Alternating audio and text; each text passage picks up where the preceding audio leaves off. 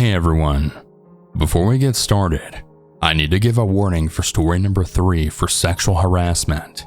As usual, I'll have the story labeled in a pinned comment in the timestamps. Now that all that's out of the way, let's get into the stories.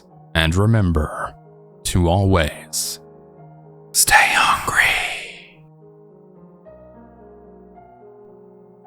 I want to keep myself and my coworkers anonymous for this story just for safety reasons. I currently work as a barista at a very popular coffee shop in my town. I had gone in for the night shift from 5 p.m. to 10 p.m. that night.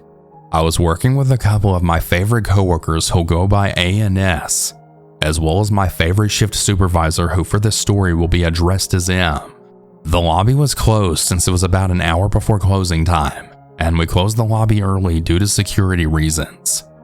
There were several incidents with homeless people either purposely blocking the entrance when baristas had to leave, or suspicious people who were locking themselves in the bathroom after hours refusing to leave, and we had to get the police involved.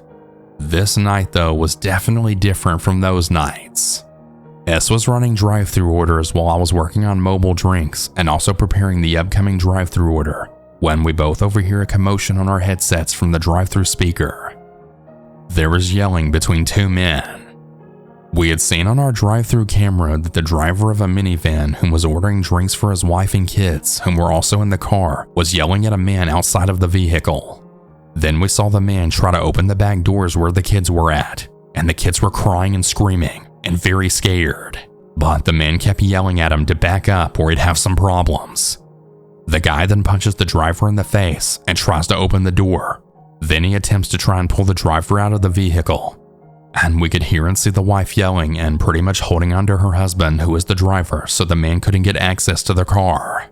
Meanwhile, without me and S knowing, Supervisor M and Barista A had gotten a hold of the police, since A had overheard the commotion on the headset as well and was near the phone. Before the police arrived, the guy had actually bolted over to the next door fast food joint out of our sight. The police showed up, and luckily the man was caught. He had assaulted an elderly woman just getting out of her vehicle in the next door fast food joint's parking lot. They sicked the canine on him, and the dog caught him after doing some decent damage to his leg. They cuffed the man and put him in the car, while the other cops asked S and me and the family what all happened. And our supervisor texted our boss as well as put in the report for the incident.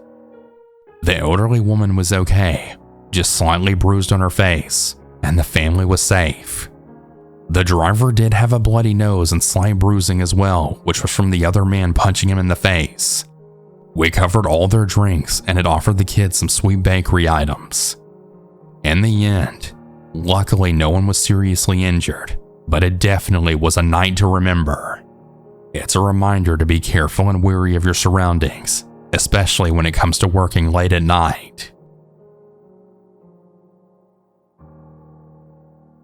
I'm a 32-year-old man, and I've been driving Metro for 8 years now.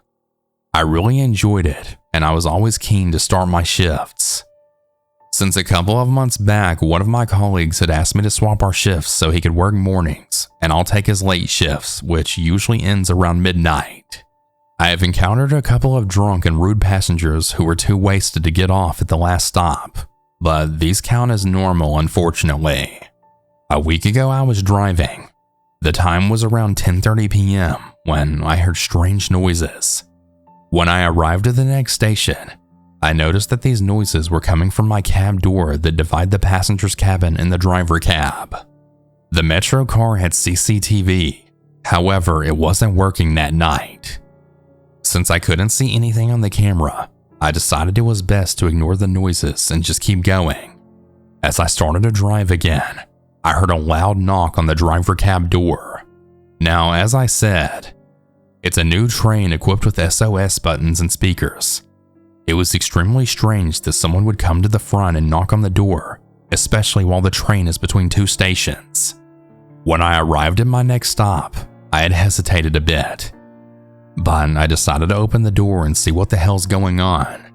And as you might have guessed, it was a bad idea.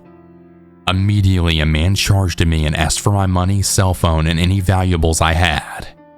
Luckily, I had enough time to hit the panic alarm, which is a red button inside the driver's cabin and connects the drivers to the control center room.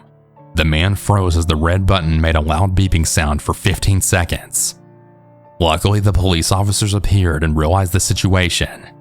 The man had been arrested, and later the police told me that my colleague had been arrested too, as he was actually part of the robbery. Apparently, he had a rage against the company and decided to cause them harm. As it turns out, he had only swapped shifts with me that night to get me to do the night shift so that his associate could proceed with the rest. The company thanked me for my cooperation during this incident, and I kept working for them. The point of this story is to always keep an eye on your surroundings, because even your own colleague can be a criminal and cause you harm. I'm a 31-year-old woman working at a law firm as a paralegal in Savannah, Georgia. I've been a paralegal here for the last 3 years. We just recently began hiring some new team members to help with some new cases that we've been taking on. One of the new hires was named Anthony, a big and tall black man who was probably in his late 20s. Anthony was new to paralegal work, as he had just gotten his degree a month before he was hired. I kept this in mind when he would constantly ask me to assist him with a certain project. Anthony never seemed odd, but once I heard some rumors, I began to notice some strange things about him. A coworker of mine had apparently complained about him coming on to her to the attorneys. She claimed that he would constantly comment on her appearance and stand there and stare at her when he thought she was not looking. This rumor struck me as a surprise. I always just thought that he was just socially awkward, but never really got creepier vibes from him. I just tried to ignore it, but it did sit in the back of my mind when I was around him. A few weeks after the rumor had died off, things got a little weird. Anthony had a long commute to work every day, so he would show up and leave work an hour early. One morning, I had gotten to work almost 30 minutes earlier than usual, and it looked like I was the first person at the office. The lights were out and the front door was locked, so I unlocked it and walked in. When I stepped in, I had planned to leave most of the lights off other than the one by the desk to enjoy the dim lighting until everyone else showed up. As I passed through the almost pitch dark building, I got an eerie feeling, so I hurried over to my desk. I turned my desk light on and threw on my headphones to start my day. I was about 10 minutes into my work when I had noticed a tall figure in the darkness. Hello. It was Anthony. I damn near jumped out of my skin. Oh, hi Anthony. I didn't realize you were here, I said. Yup. He replied as a shadowy silhouette stood there in the darkness just staring at me. I tried to work and act like I couldn't see him. It felt like a lifetime passed until I finally looked up and I noticed he was gone. This was very unsettling to me. My firm works with survivors of sexual abuse, and that interaction seems like a story with a very bad ending. Fortunately for me, nothing happened. One day I came to work and I had noticed a note on my desk. The note read lunch with a bunch of question marks, with Anthony's name signed next to it. This was weird as fuck, considering that he was accused of hitting on a coworker. I threw it away and just ignored it. When I got up to go grab my lunch out of the fridge, he was standing there in my way. Hey Michelle, he told me. So how about that lunch date? I just laughed and said that I didn't think it would be appropriate since I'm getting married. I tried to walk past him, but he kept standing in the way and blocking my direction. Come on, Michelle. How about a lunch date as friends? I politely laughed and jokingly told him to get out of my way. He then let me pass, but he acted like he smelled the air as I walked by. He then began to try and guess my perfume, which was totally inappropriate and weird.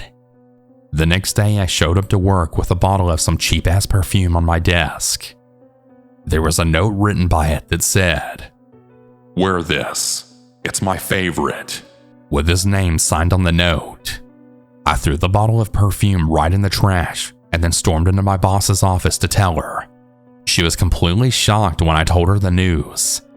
She then told me that Anthony had done something similar with my other coworker, but that when he was confronted, he claimed to be gay. She told me that maybe he's just being friendly and to try and brush it off, and that she'll have a talk with him. On that drive home, I had walked to my car and I had saw Anthony standing in the distance staring at me. He gave me the creepiest smile and waved at me. I knew that liar was definitely not gay. On that Friday, the staff had all pretty much left early, but I didn't realize it until 20 minutes until 5. I grabbed my things and I was planning on heading out until Anthony came over to my desk. "Hey there, beautiful. You look very nice today." I was already in a bad mood, so I just hit him back with, "Are you really gay or just a fucking creep?" He laughed and he pointed to the picture on my desk of me and my husband. "Does that look gay to you?" He asked. I looked at the image and I noticed he had cut an image of his face out and had put it over my husband. "What the fuck is wrong with you?" I yelled, hoping someone would hear me. "You know it's just us here, right?" He said as he cornered me to a wall. I then yelled for help. "Stop that! There's no one here!" He yelled. He started to unzip his pants and he told me he was going to show me his penis. I started to scream and shut my eyes. He grabbed my shirt and he told me to take it off. "Come on, just show me something, girl," he said. I finally kicked him in the balls as hard as I could, then ran out of the office. Later that Monday, I had showed up to work ready to tell my boss everything that had happened. She then told me that Anthony called Friday night and he told her he had to quit. He said that he was tired of being accused of things he didn't do. My boss and I both knew that he was full of shit, but he was really lucky he quit. The story goes out to anyone who gets bad vibes from creeps at work. Stay safe.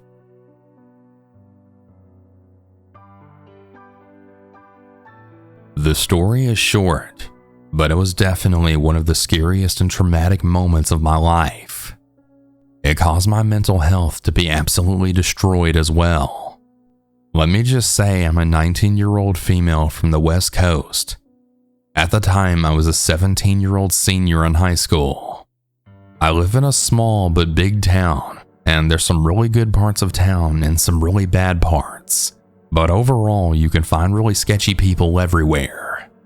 This is important to the story. I grew up on the better-known side of town, and I also worked there as well. At the time, I was working at the local chicken fast food place. I'm not going to say the name because I don't know if I can.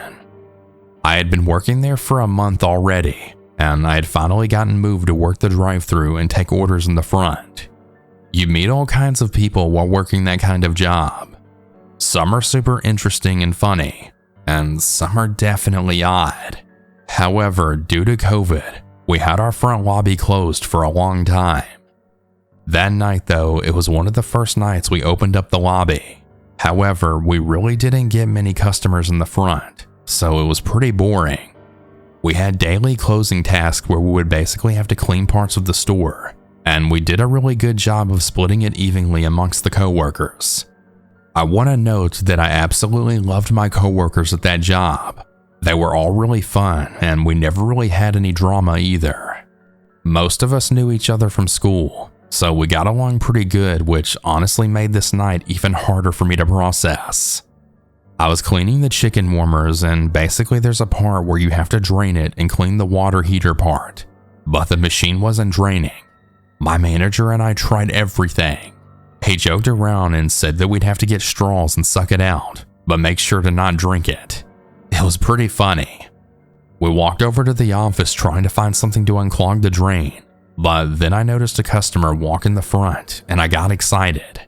I walked over there and I told my manager that I was taking an order, but right after I turned my head back to the guy, I just had the worst gut feeling ever. It felt like my entire stomach just dropped. I grew up with a first recon Marine father, and he did a lot of training in many different areas of the Marine Corps. Basically, he's taught me my whole life to examine people's behaviors, body language, and other important things. This man immediately turned around when I got him to the front, and I knew that he was definitely tweaked out on something and that this encounter wasn't going to end well. He turned back around, standing at probably about 5'11" to maybe 6 foot, and his pupils were the smallest I've ever seen in my life, and he just had this look of rage on his face. He was wearing a beanie and a COVID mask, but I could tell that he definitely had rage building up, probably from the frustration of needing money for drugs. He pulled out a gun from his hoodie and pointed it at my head, then said, "Give me the fucking money!" I froze. I literally froze in place and began to stutter. I don't know how. That's the thing. I literally didn't know how to open the register without taking an order, and I was scared if I took too long he would think I was trying to press an emergency button. We had burglar alarms at the time, but they were in the most inconvenient spots ever above the drive-thru window and in the freezer. Like, what the fuck? This guy's gun is in my face maybe inches away, and I just think, I can either get shot right in my fucking head or run to the office and get possibly shot in my back and have somewhat of a chance of surviving. So I ran. I don't care what anyone says. You don't know what the hell you do until you're actually in that situation. I told my manager that we were getting robbed, and he didn't believe it at first, until he peeked out and saw the guy jump over the counter. My manager then asked what he wants, and then the guy says, "Give me all the fucking money, now!" I was hiding in the office when I saw two of my coworkers, who we'll call Misty and Allie, walk from the back, and I then screamed to get down. They were sisters too, so Misty yanked Allie down and Allie started hysterically crying. I told her to be quiet, and I motioned to shush so she wouldn't make the dude freak out and shoot someone or something. As our manager was giving this guy literally the whole cash register slot because this dude had no bags or anything to carry the money, he just keeps screaming for more. That's the thing. We didn't have any more money. There was a moment where I genuinely thought that was the end and I was going to die. All I could think about was my little brother and sister and what was going to happen to them. Even though I have a massive age gap with them, I helped raise both of those kids. I love them so much. I couldn't die right there. Eventually, my manager gave this dude around $600 that was his rent money that he just took out of the bank that night.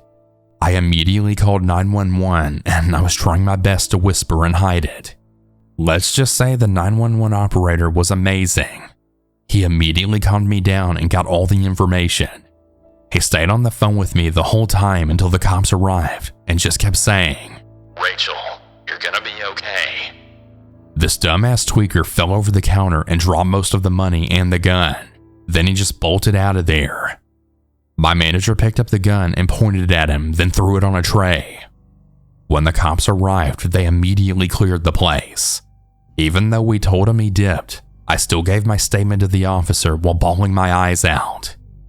He asked me if I felt like my life was at risk, and I was just like, yeah, I had a fucking gun pointed at my head. I then asked the officer if the gun was real. I just wanted to double check, you know? He said it was, and then I asked the question that was stuck in my head the whole time. Was the safety on? He said no. Then for some reason, I felt fine. I was definitely shaken up, but I had called my mom and reassured her I was okay. Then I went home. She immediately called my dad. My parents are divorced, and I love my dad, but we didn't really have the best relationship ever growing up. Nothing to how it is now. I had a habit of not telling him when bad things happened to me. He had asked me all the routine questions.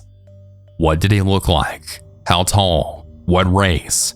What did the gun look like? You know. I had asked my parents not to tell anyone about it because I didn't want to talk about it. But of course they couldn't. My dad basically wanted to track this dude down, which he's fully capable of doing. The next day I had tried to go to school, but my second period I had a huge anxiety attack. I was sent home and my school was extremely understanding of it and had even offered me counseling. But the lady who's in charge of that really sucks, so I didn't go. I ended up low-key having a mental breakdown before school a few days later, and my mom kept me home for a good week or so. The police department front desk lady gave my mom some good counseling resources, and I ended up finding a really great therapist who really helped me deal through this trauma.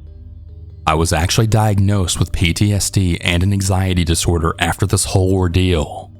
I've definitely found better ways now to deal with my fears of guns and loud noises, but there's a few times during the day I think about how I was so close to death. I really am lucky to have survived that.